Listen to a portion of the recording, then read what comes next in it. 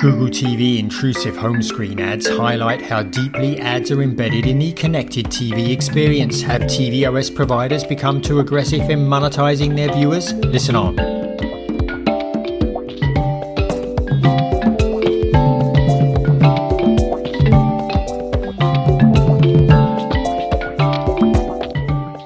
Welcome to this week's edition of Inside the Stream. This is Will Richmond from Video News, and that was Colin Dixon from In-Screen Media. Colin, it has to be cooler there than here. We are yet again trapped in a heat wave on the East Coast.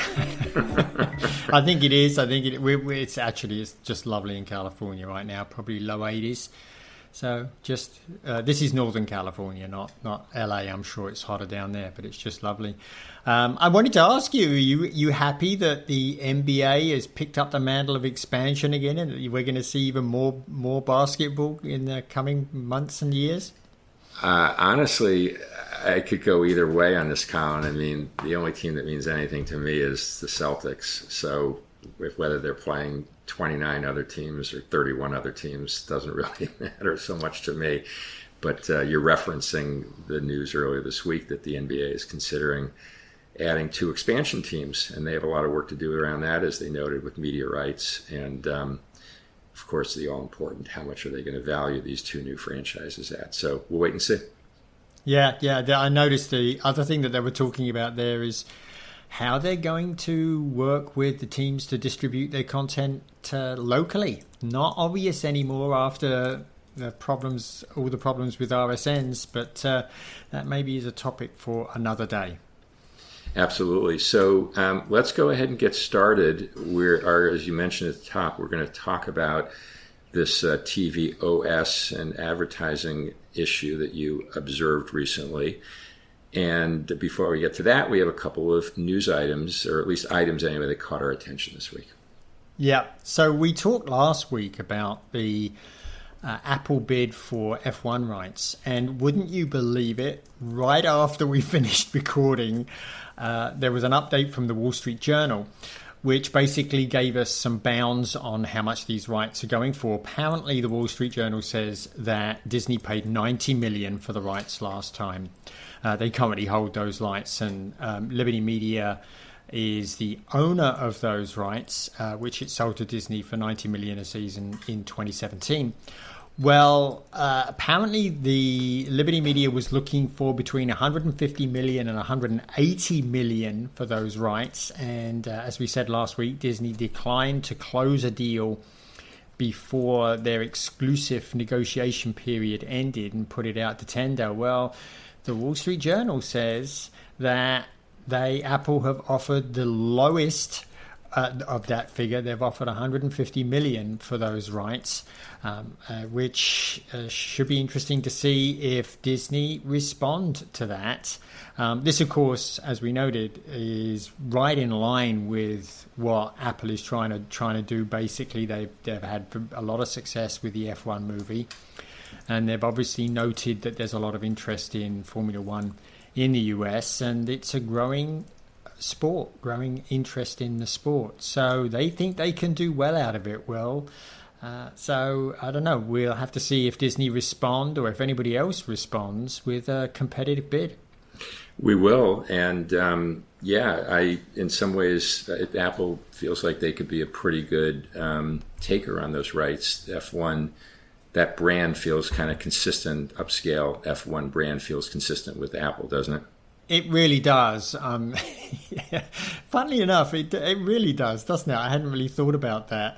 I actually think that Apple can do pretty well here because, first of all, if they take a technology approach to this, there's a lot you can do, I think, with technology here that can make this a really, really engaging experience. F1 is already doing that with the F1 app. If they draw some of those features into their delivery on the on Apple TV Plus, I think it could make it a very compelling proposition, and I expect that that's probably part of their bid, that they'll be able to draw in some of those, synchronized data and synchronized streams of cab views and stuff into the delivery on that platform. So I think they could do a good job.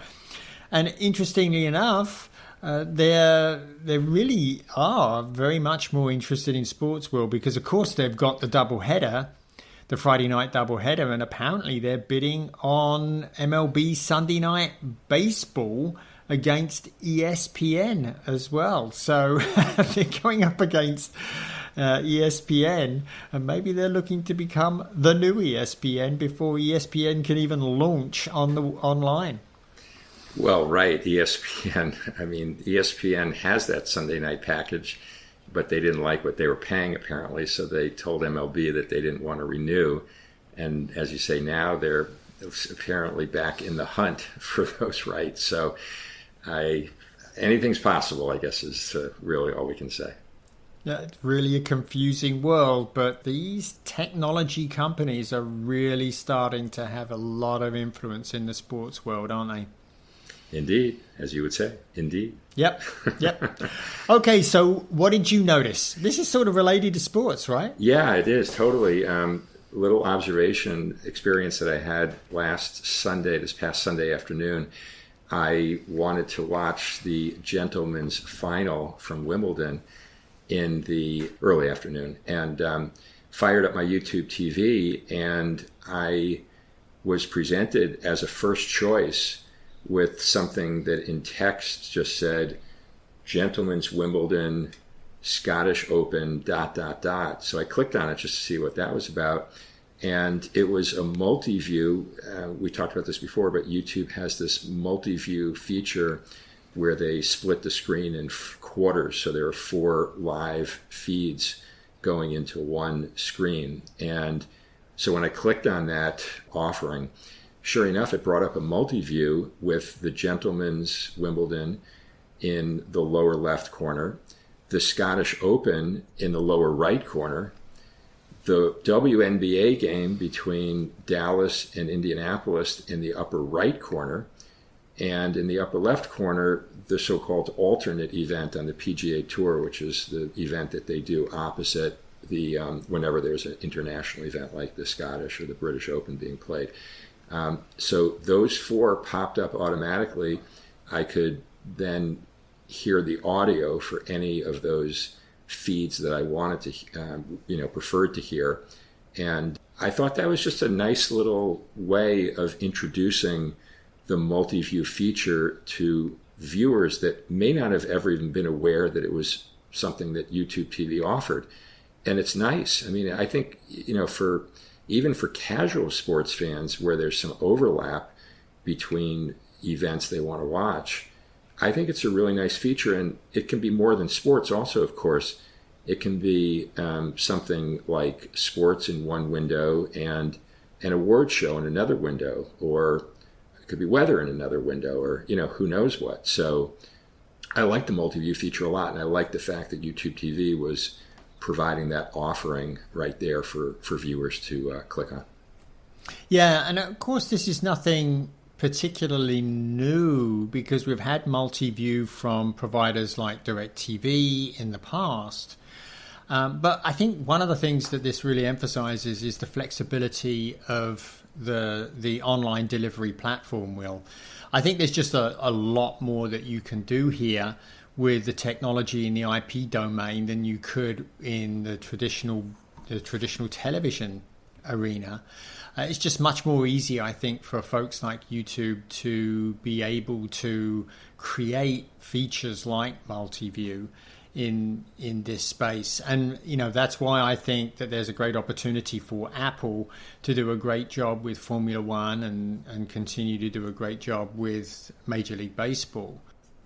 Agree. The kudos to YouTube TV for a nice little piece of innovation there, to your point, of really leveraging IP delivery and a whole new experience to users. So in any event, let's move on from a positive innovation to maybe a less than positive innovation in the CTV streaming world, which you experienced recently and you are going to share with us. I did, and I briefly mentioned this in a little rant at the beginning of our podcast last week. I noted that I turned on my Google TV powered box on one day last week, beginning of last week, I think it was. And I was confronted with an ad for Target Day, which was in the hero bar, which is this very large ad at the top of the screen that you see in many of the interfaces now. Vizio's got one very similar, as does Fire TV. The only one that really doesn't do this at the moment is Roku. No, excuse me, there's two, Roku and Apple. They're the main devices that don't do this. And this had a particularly obnoxious behavior, at least to my mind. If you just left, if you just left and didn't do anything, if you didn't press any buttons or anything, a video started playing with the sound on, and you were in a Target ad, which was really pretty objectionable. And then to get rid of the thing, I sort of pressed the left arrow, and wouldn't you know it, I went to another ad. This one thinly disguised as a reminder that I should be watching Star Wars movies on Disney Plus, but it was really a Coke ad. And if people want to see this, you can just come and look at the posting on my website. It's under the title, the somewhat confrontational title, "The Great TVOS Scam." But I want to talk. This really put a fine point on something that I really don't like that's happening in the tvOS space, that I think is actually a net negative for the industry, Will. And I want to explain. Let me explain why I called this piece the tvOS scam. There's a couple of things going on here that I think are really worthy of note. The first is that pretty much all of the providers that you have on your screen when you turn on your connected TV screen, your connected TV, are paying to be in that interface. So they have to negotiate with the tvOS provider, and that negotiation involves money and content and all sorts of things that the content provider has to give to the tvOS provider in order to appear in that interface. There are some exceptions to this. I don't think somebody like Netflix or YouTube pays the tvOS provider a dime, because they pretty much have to be there, right?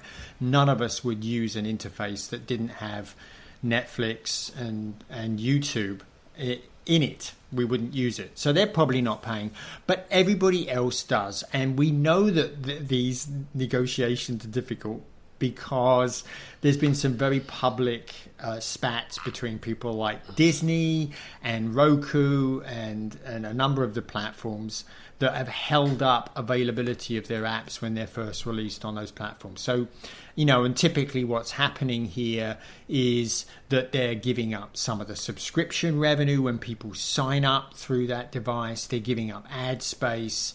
They're, in some cases, the tvOS provider are sort of strong-arming the content provider to provide them content for their fast platforms that are built into the tvOS these days.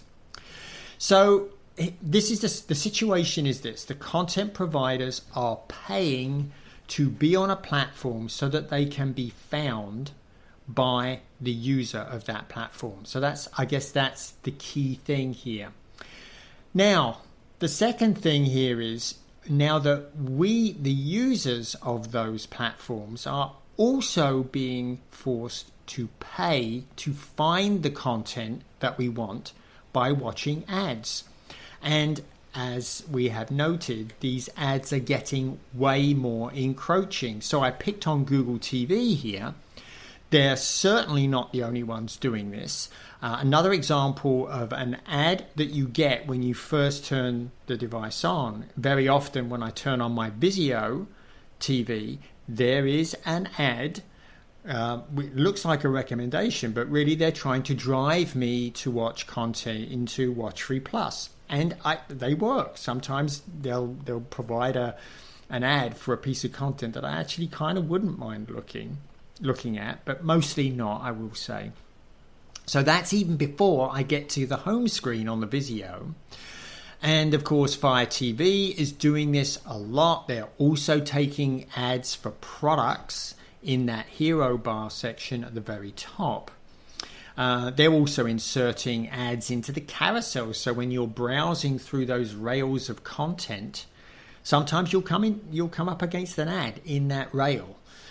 So ads are really pervading the interface in pretty much all of the main TV OSs, with I think one exception, and that's Apple TV. Apple TV does not have any ads in the interface, at least not that I have seen so far. And so this is really exceptional when you think about it. The content providers are paying the TV OS to be found by us, the viewer, and we are paying with our time watching ads to find that content. And this is, as I say, to me, it's pretty remarkable. And when I think about a sort of allegorical situation, we have two dominant players in the mobile space now, and that's, of course, Android and iOS, Apple's iOS. And there, it's analogous, right? A lot of the providers, particularly the ones that are earning money through ads and subscriptions, they have to pay to be available in the marketplaces on those devices. So they're paying.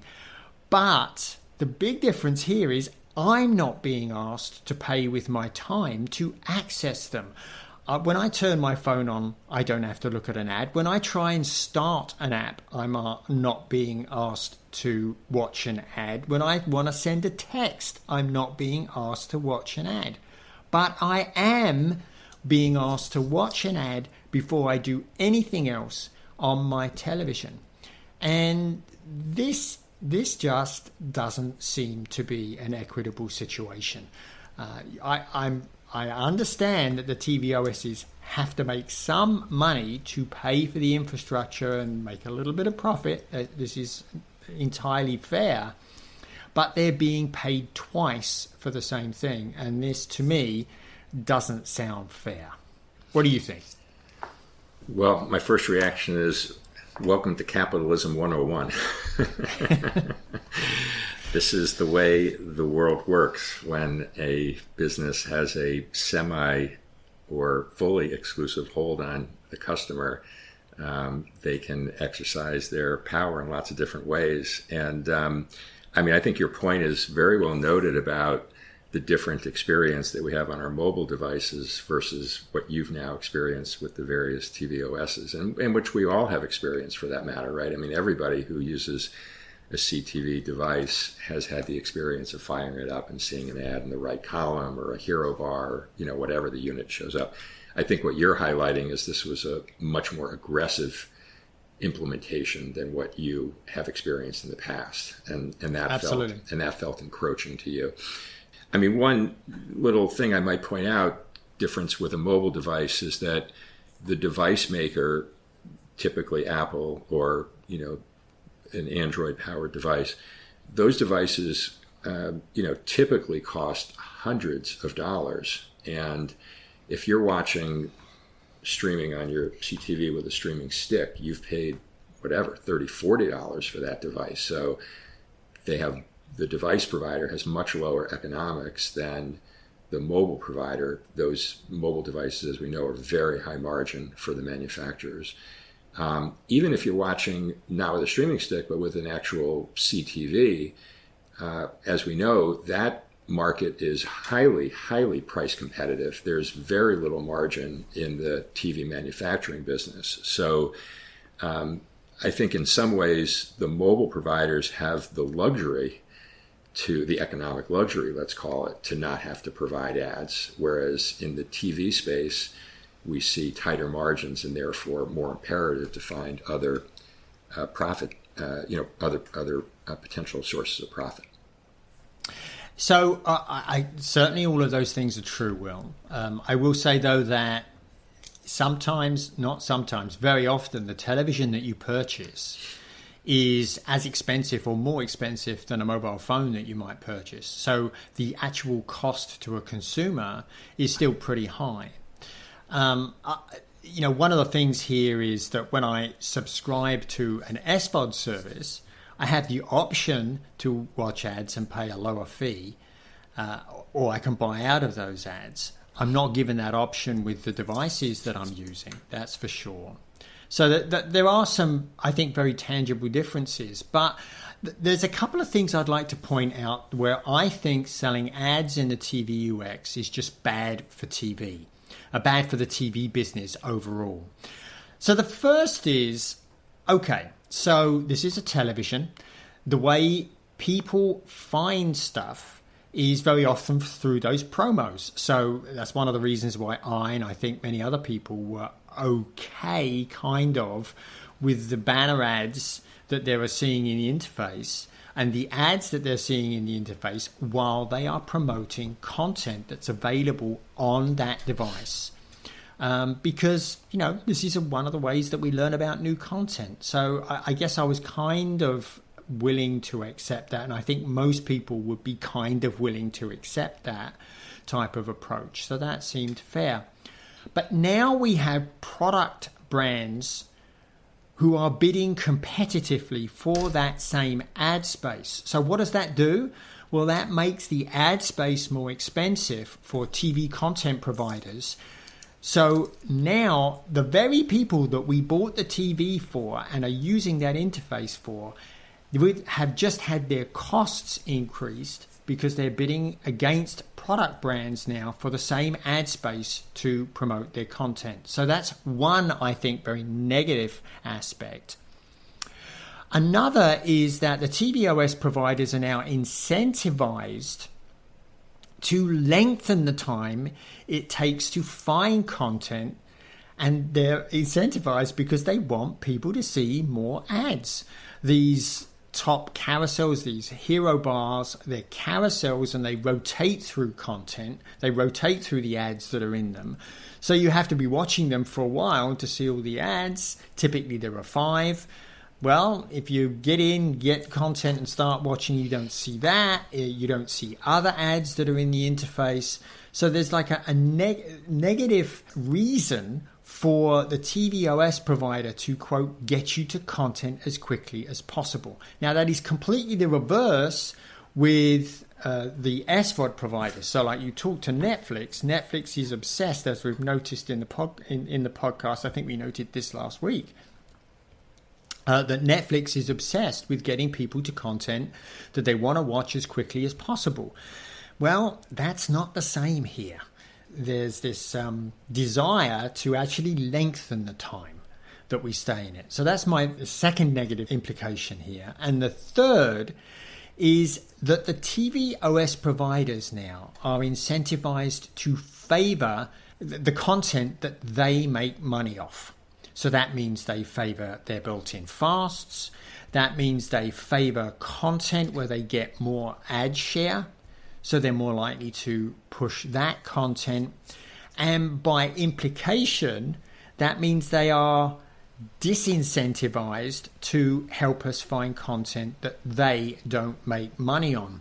And I think I've noticed, certainly I've noted in my postings on my site, the fact that it is sometimes quite hard to find over-the-air channels. So, for example, on a Samsung TV, I have a Samsung TV. Yes, I have a lot of TVs with the different interfaces. The behavior of this device is actually pretty obnoxious. First of all, it's kind of tough to find the live TV, the OTA TV channels on that device. They're sort of on the menu bar. If you have an antenna connected, they're on the menu bar, you can find them. But when you turn that TV on, the first place it goes is to Samsung TV Plus, which is the built-in Samsung fast service, which they make money off of the ads from. And what's more, even if you had found an OTA channel and were watching it when you turned the television off, when you turn it back on, you go right back to Samsung TV Plus. And in fact, that's the behavior. Whatever you were doing with that TV before, you always go back to Samsung TV Plus. So I think that's a real example there of where Samsung is putting its desire to make money ahead of a consumer's desire to get to content as quickly as possible. You've shared a lot there. Before you even got to the three things, though, you said something that I'm not sure if you meant it or maybe, which is that you said if I heard you correctly, that a CTV could cost about the same as a mobile device. Is that what you said, or did I misunderstand? Yes, they can. Yeah, I mean they have price points all over the place, right? Just like in the mobile space. Yes, I would agree with you. At the same time, I would say that CTV prices have plunged, and they have.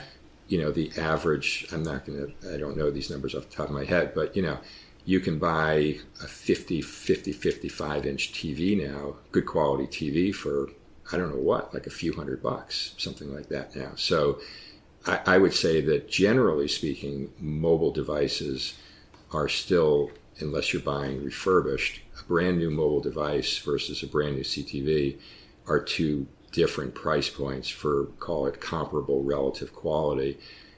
So again, I mean, look, we don't need to look any further than Apple's P&L to know that iPhones are enormously profitable business for them in a way that no TV manufacturer makes money from their TV set. So I just say that as the first point. So I've got to pull you up there, Will. I'm reasonably confident that providers like Samsung and LG and Sony do make money on their TV sales. Now, the cheaper models, there's no question the profit margins are wafer thin. And particularly when you look at somebody like Roku, who is selling devices below cost because they make so much money through the recurring revenue that's enabled by the TV OS, that's very disruptive to the market and makes it very difficult for manufacturers to make money at the lower end. But I think the upper end, the mid to upper end, those TVs are profitable. Although I will say, I doubt they're as profitable as an iPhone or a really high end, Android phone. Yeah, I mean, I wasn't saying that Samsung doesn't make money on their TV business, but they don't make iPhone money. Nobody makes iPhone money in the TV business. Probably not. And probably not. I would say, again, without having the data at my fingertips, I would say that the average selling point of TVs over the last 5 to 10 years has only gone in one direction in the at least in the U.S. market. It's gone down, down, down, down, down, and the $800,000, $1,500 TVs are the absolute minority of the TV market these days. It's more than an 80-20 rule. It's probably like a 95-5% rule, budget TVs versus the luxury models. So I just say that quickly, just very quickly, and then we don't have a lot of time left, just on your 3 points.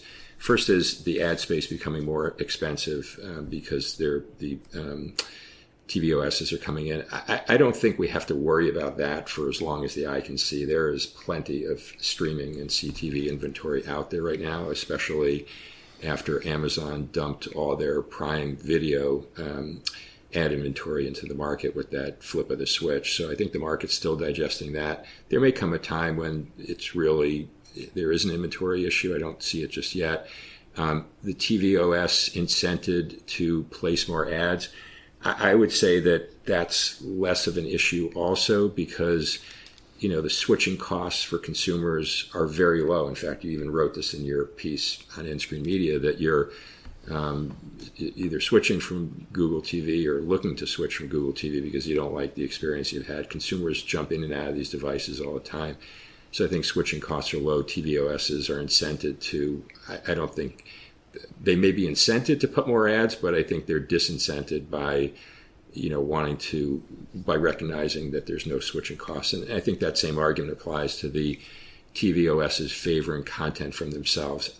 I see that happening more realistically than loading up a whole bunch of ads and disrupting the consumer experience. But even then, I think they're sort of the equilibrium of other OSs in the competitive experiences tempers their desire to feature their own content versus from third parties. And, I would just say as an overarching principle that in a highly competitive market like TV OSs, customer is first, the second and third. I mean, any TV OS that doesn't place the customer first, second, and third, instead favors their ad business or jamming more ads in, or what have you, that makes it more disruptive to the viewer and less appealing. I think they are disadvantaging themselves. And of course, companies do that all the time. I'm not saying it doesn't happen. I'm just saying that I think that may be a short-term beneficial strategy, but I think long-term it's a losing strategy. Well, I will say that, when you buy a TV now, most people are not using dongles. They're using the smart TV interface itself will. And I can tell you right now that pretty much every single TV OS I see, when I do searches, they favor their services first in those lists of searches.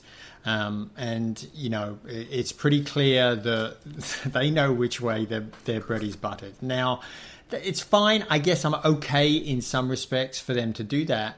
But in some cases, they don't even report that content is available on competitor services, which I think is kind of obnoxious and really, reflects that they're really biased towards the services that they make money on. We are pretty much out of time. I will just note I did do exactly what I said I would do in my piece. I switched my Google TV to app-only mode. Unfortunately, I still see the banner ads, although I don't see the target ad anymore, the video ad, which is good. Unfortunately, there is also a bug in this interface, so I'll be watching something and then it will suddenly jump up and freeze the video and say, you can't do that in this mode.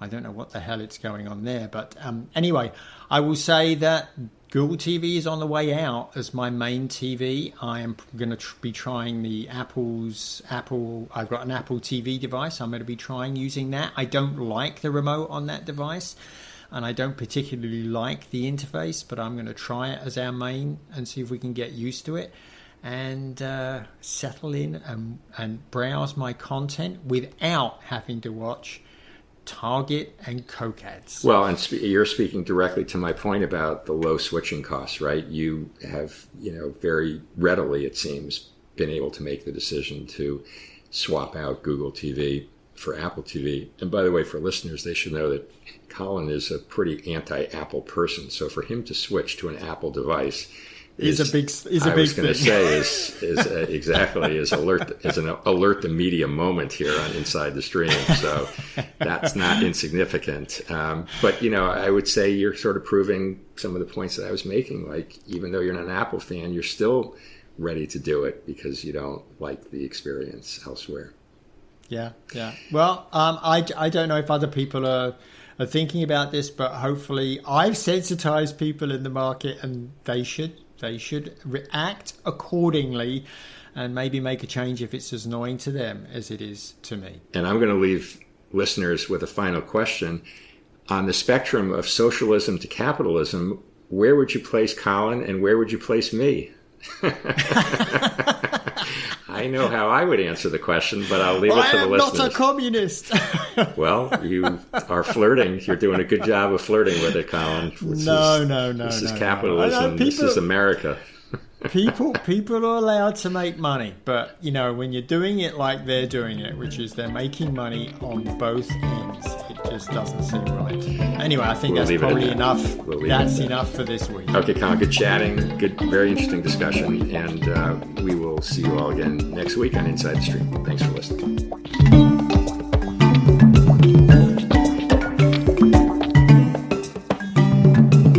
Inside the Stream is a production of In-Screen Media and Video News, all rights reserved.